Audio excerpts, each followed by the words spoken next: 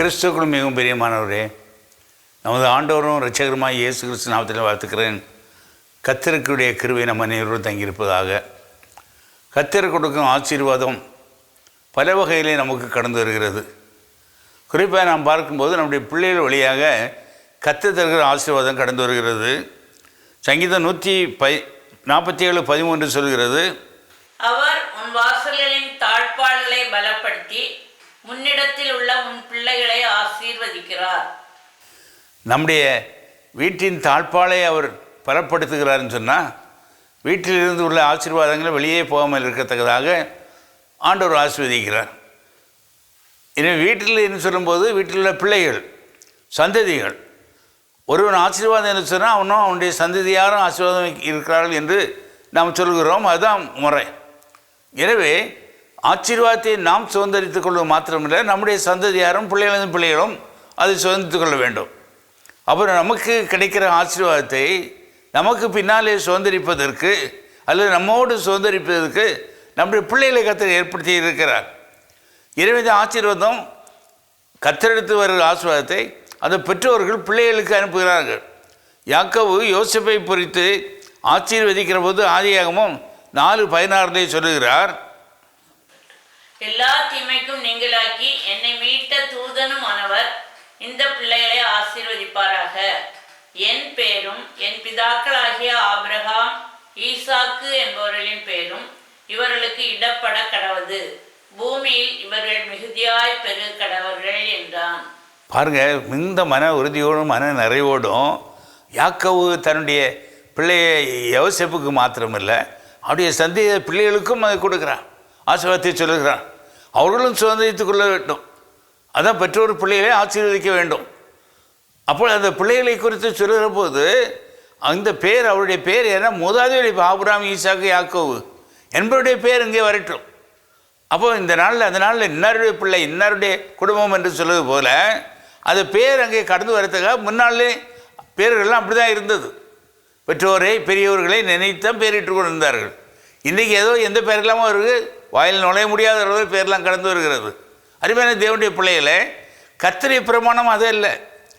கர்த்தருடைய பிரமாணம் சந்ததியாக ஆசீர்வதிக்க வேண்டும்.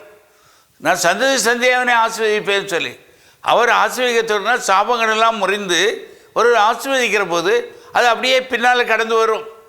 அதை பிள்ளைகள் சுதந்திரித்துக் கொள்ள வேண்டும். அதான் சங்கீதம் 127:4 சொல்கிறது, இதோ பிள்ளைகள் கர்த்தரால் வரும் சுதந்திரம், கற்பத்தின் கனி அவரால் கிடைக்கும் பலன். பாருங்க, பிள்ளைகள் கர்த்தரால் வரும் சுதந்திரம், கற்பத்தின் கனி கர்த்தரால் வரும், அவர் கொடுக்கும் ஆசீர்வாதம், அதை சுதந்திரித்துக் கொள்ள வேண்டும். அவர்கள் திருமணமானவர்கள், குடும்பமாக இருக்கிறவர்கள் ஏன் வாஞ்சிக்கிறார்கள்? பழைய காலத்தில் கொஞ்சம் காலம் கடந்து போகும்போதே அவர்கள் பெற்றோர்கள் பெரியவர்களும் என்ன எண்ணி கேட்பாங்க, ஆசீர்வாதம் என்னாச்சுமா என்று கேட்பார்கள். அருமையான தேவனுடைய பிள்ளைகளே, அப்போது பழைய காலத்தில் அப்படி இருந்தது. இன்றைக்கி அநேகர் ஒருவேளை பிள்ளை இல்லாதவர்கள் ஆண்டவரத்தில் கேட்கணும். ஆண்டவர் என்ன சொல்லியிருக்காருன்னா, யாத்திராகம் 23:26 அங்கே தெளிவாக சொல்கிறார், கற்பம் விழுகிறதும் மலடும் உன் தேசத்தில் இருப்பதில்லை, ஆயுசு நாட்களை பூரணப்படுத்துவேன். ஆண்டவர் என்ன சொல்கிறாருன்னா, நான் பிள்ளைகளை கொடுத்து குறைகள் ஏற்படாதபடி அப்போ ஆண்டவர் என்ன சொல்ல மலடு என்று சொல்லி இல்லை என்று சொல்லுகிறார். அப்போ அதே வாக்குத்தபடி ஆண்டவரே நீ சொல்லியிருக்கேன்னு சொல்லி நான் கேட்க வேண்டும். இன்னும் அங்கே சொல்லப்பட்டிருக்கு, சங்கீதம் 113:9 சொல்லப்பட்டிருக்கிறது, மலடியை சந்தோஷமான பிள்ளை தாட்சியாக்கி வீட்டிலே குடியிருக்க பண்ணுகிறார். பாருங்க, அந்த பிள்ளையை அவர் சொல்றாரு, இல்லாதவர்கள் இந்த வாக்குத்தத்தை சொல்லி கொண்டு ஆண்டவர் அது பிள்ளைகளை திரட்சியாய் மாற்றுகிறார். அப்போ ஆண்டவர் என்ன செய்கிறார்னா, ஆசீர்வாதத்தான் வைத்திருக்கார். பருகி பொருங்கள்னு சொல்லி சொன்ன கர்த்தர். அதனால இந்த குறைகள் இருக்கிறவர்கள் கர்த்தரிடத்தில் இந்த வாக்குத்தத்தை வைத்து சொல்லி ஜெபிக்க வேண்டும். என் பிள்ளைகளை குறித்து 128 சங்கீதம் 3 சொல்கிறது, உன் பிள்ளைகள் உன் பந்தியை சுற்றிலும் ஒலிவமர கன்றுகளைப் போல் இருப்பார்கள்.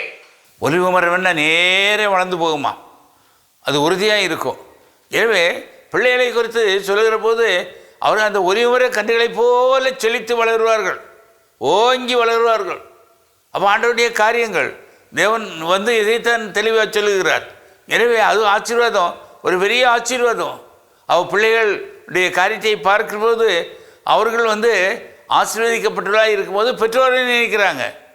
அவர் பிள்ளைகளும் ஆசீர்வாதத்துக்கு வர வேண்டுமானா பெற்றோர்கள் மூதாதையருடைய ஆசீர்வாதம் கடந்து வரும்னு சொல்லி.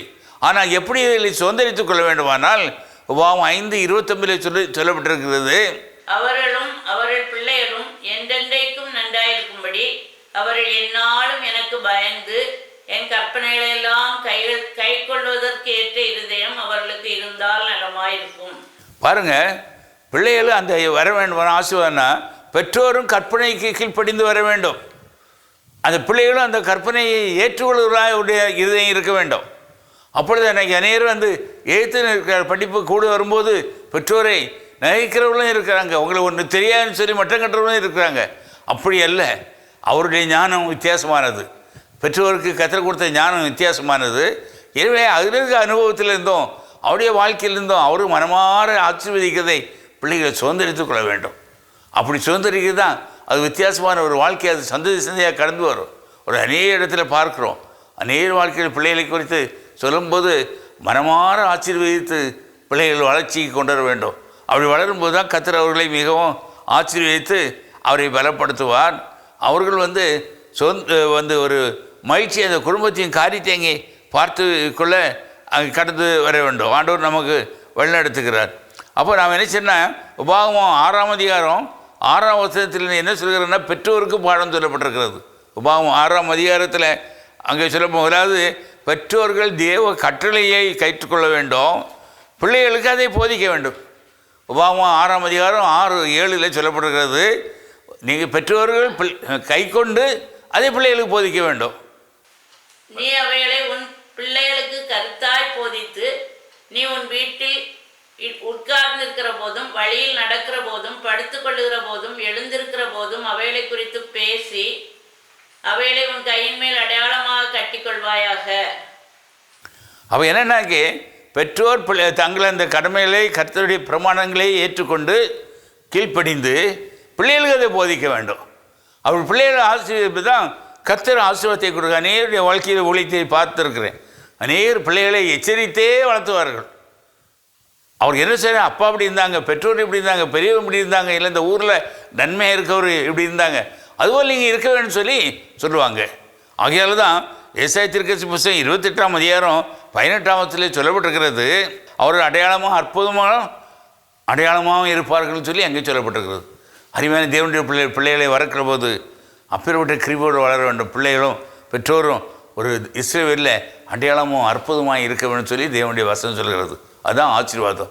அன்பாருடைய நாமும் கர்த்தருடைய கற்பனையை கொண்டு கர்த்தருடைய வழியிலே பிள்ளைகள் நடத்துவோமான அந்த ஆசீர்வாதத்தை சுதந்தித்து கொள்வோம். கண்களை மூடி நான் ஜெபிப்போம். எங்களை நேசித்து வழிநடத்துகிற அன்பின் ஆண்டவரே உம்மை துதிக்கிறோம். நீர் கொடுக்க பிரதான கட்டளைகள் உம்முடைய கட்டளைகளுக்கு நாங்கள் கீழ்ப்படிவது மாத்திரமல்ல, அதை எங்களுடைய பிள்ளைகளுக்கு நாங்கள் சொல்லி அவர்களும் கீழ்ப்படியத்தக்கதாக செய்ய வேண்டும்.